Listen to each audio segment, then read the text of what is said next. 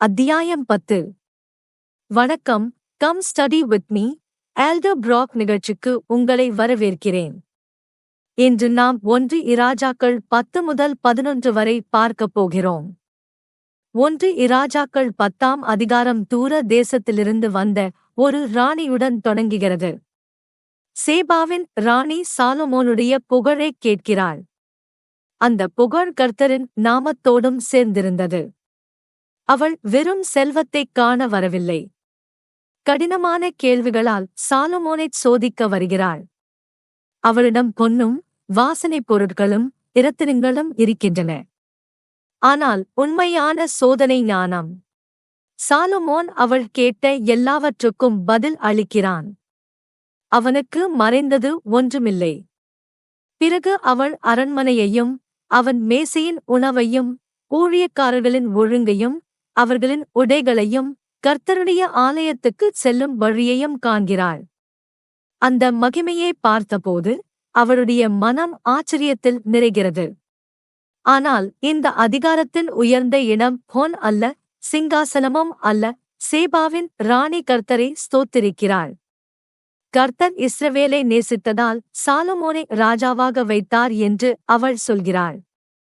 அவன் நியாயமும் நீதியும் செய்ய வேண்டும் என்பதற்காகவே கர்த்தர் அவனை உயர்த்தினார் என்று அவள் புரிந்து கொள்கிறாள். இதுதான் இந்த அதிகாரத்தின் பரிசுத்த மையம்.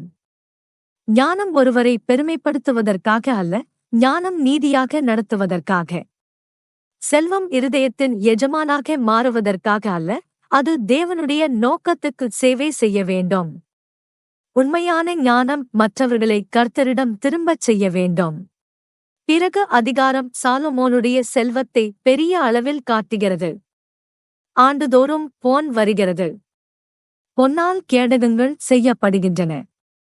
தந்தத்தால் செய்யப்பட்ட சிங்காசனம் பொன்னால் மூடப்படுகிறது. கப்பல்கள் வெள்ளி, தந்தம், விலங்குகள், அரிய பொருட்கள் ஆகியவற்றைக் கொண்டு வருகின்றன. பூமியின் ராஜாக்கள் சாலொமோனுடைய ஞானத்தை கேட்க விரும்புகிறார்கள். ஆனால் இதன் கீழே ஒரு எச்சரிக்கை இருக்கிறது. ஆசீர்வாதம் உண்மை, மகிமையும் உண்மை. ஆனாலும் இருதயம் எண்ணக்கூடியவற்றிலும் காட்டக்கூடியவற்றிலும் வாங்கக்கூடியவற்றிலும் நம்பிக்கை வைக்க ஆரம்பித்தால் அது ஆபத்தாக மாறும். குதிரைகளும் இரதங்களும் பெருகுகின்றன. பொன் தேசத்தை நிரப்புகிறது. கேள்வி இதுதான்: இவ்வளவு உலக மகிமையின் நடுவிலும் சாலொமோனுடைய இருதயம் கர்த்தரிடம் நிலைத்திருக்குமா? இது நம்மை இயேசு கிறிஸ்துவிடம் அழைத்துச் செல்கிறது.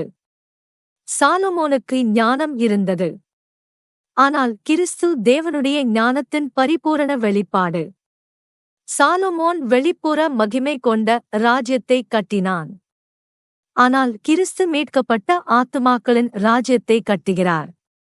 சாலொமோனுடைய மகிமை அவனை பிரிந்த இருதயத்திலிருந்து காப்பாற்ற முடியவில்லை. நம்முடைய இருதயத்தை சுத்தப்படுத்தவும் நிலைநிறுத்தவும் காக்கவும் வல்லவர் இரட்சகர் மட்டுமே. அத்தியாயம் 11. 1 இராஜாக்கள் 11ஆம் அதிகாரம் சாலொமோனுடைய மகிமையின் பின்னால் இருந்த துக்கத்தை காட்டுகிறது. தேவனிடமிருந்து ஞானம் பெற்ற ராஜா தன் இருதயத்தின் மையத்தை இழக்க ஆரம்பிக்கிறான்.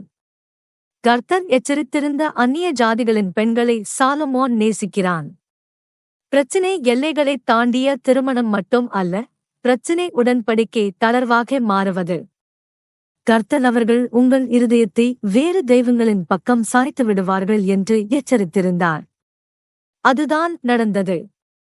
சாலொமோன் வயது சென்றபோது அவன் மனைவிகள் அவன் இருதயத்தை வேறு தெய்வங்களின் பக்கம் திருப்பினார்கள். அவன் இருதயம் தன் தகப்பனாகிய தாவீதின் இருதயத்தைப் போல கர்த்தருக்கு முழுமையாக இருக்கவில்லை. சாலொமோன் அஸ்தரோத்தையும் மில்கோமையும் காமோசையும் மோலேகையும் பின்பற்றுகிறான். எருசலேமுக்கு அருகில் பொய்யான வழிபாட்டுக்காக மேடைகளை கட்டுகிறான். கர்த்தருடைய ஆலயத்தை கட்டிய மனிதன் விக்கிரகங்களுக்கும் இடம் கொடுக்கிறான். அந்த உண்மை நம்மை நிறுத்தி யோசிக்கச் செய்ய வேண்டும். ஒருவன் பரிசுத்தமான காரியங்களைக் கட்டினாலும் அவன் இருதயத்தில் பரிசுத்தமில்லாத ஆசைகள் இரகசிய பலிபீடங்களை கட்டலாம். ஒருவன் சத்தியத்தை அறிந்திருந்தாலும் அதிலிருந்து மெல்ல விலகலாம். சாலமோனுடைய வீழ்ச்சி அறிவின்மை காரணமாக தொடங்கவில்லை. பிரிந்த இருதயம் காரணமாக தொடங்கியது. கர்த்தர் சாலமோனிடம் கோபப்படுகிறார். ஏனெனில் கர்த்தர் அவனுக்கு தோன்றி வேறு தெய்வங்களைப் பின்பற்ற வேண்டாம் என்று கட்டளையிட்டிருந்தார். இப்போது கர்த்தர் ராஜ்யம் சாலமோனுடைய வீட்டிலிருந்து கிழிக்கப்படும் என்று அறிவிக்கிறார். ஆனாலும் இரக்கம் இன்னும் இருக்கிறது. தாவீது நிமித்தம் அது சாலமோனுடைய நாட்களில் நடக்காது. கர்த்தர் தேர்ந்தெடுத்த எருசலேம் நிமித்தம் ஒரு கோத்திரம் அவன் குமாரனிடம் இருக்கும். பிறகு சாலமோனுக்கு எதிரிகள் எழுகின்றனர். ஏதோமியனான ஆதாத் எழுகிறான். ரெசோன் எழுகிறான். சாலமோனுடைய ஊழியக்காரனான யெரொபெயாம் எழுகிறான். தீர்க்கதரிசியான அகியா புதிய ஆடையை 12 துண்டுகளாக கிழித்து 10 துண்டுகளை யெரொபெயாமுக்குக் கொடுக்கிறான். கிழிந்த ஆடை கிழிந்த ராஜ்யத்தின் அடையாளமாகிறது. பாடம் தெளிவாக உள்ளது. பிரிந்த இருதயம் குடும்பத்தையும் ராஜ்யத்தையும் எதிர்காலத்தையும் பிரிக்கலாம். சாலமோனிடம் இன்னும் ஞானம் இருந்தது. செல்வம் இருந்தது. உலகத்தில் பெயர் இருந்தது. ஆனால் கீழ்ப்படிதல் கைவிடப்பட்டால் வரங்கள் ஆத்துமாவைக் காக்காது. உடன்படிக்கை லேசாக எடுத்துக் கொள்ளப்பட்டால் பதவி காக்காது. இந்த அதிகாரம் மனந்திரும்புதலுக்கு அழைக்கிறது. வெளிப்புற அமைப்பு உடையும் முன் இருதயம் எங்கு செல்கிறது என்று பார்க்கச் சொல்கிறது. இயேசு கிறிஸ்துவிடமிருந்து நம்மைத் திருப்பும் சிறிய அனுமதிகளை நாம் எங்கு கொடுக்கிறோம்? ஜெபம், வேத வாசிப்பு, உடன்படிக்கைகள், பரிசுத்த ஆவியானவர் ஆகியவற்றிலிருந்து நம்மைத் தள்ளும் விஷயங்கள் எவை? நல்ல செய்தி இதுதான்.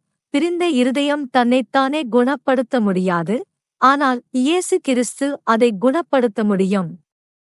அவருடைய பாவநிவாரணத்தின் மூலம் அவர் நம்மை திரும்ப அழைக்கிறார்.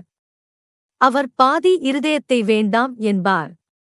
நொறுங்கிய இருதயத்தையும் மனங்கசிந்த ஆவியையும் கொண்டு வரச் சொல்கிறார்.